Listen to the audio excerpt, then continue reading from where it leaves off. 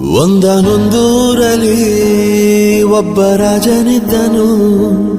ಊರ ಮನೆ ಮನೆಯ ಬೆಳಕಾಗೆ ಇದ್ದನು. ಜನಕಾಗೆ ಕನಸ ಕೋಟೆ ಕಟ್ಟಿದ. ನಂಬಿ ಬಂದ ಜನಕ್ಕೆ ಪ್ರಾಣ ಒತ್ತೆ ಇಟ್ಟನು. ನಾನು ನನ್ನದೆನ್ನುವ ಆಸೆ ಕಟ್ಟಿಟ್ಟನು. ಅವನೇ ನಮ್ಮ ಮಣ್ಣಿನ ಮಗ.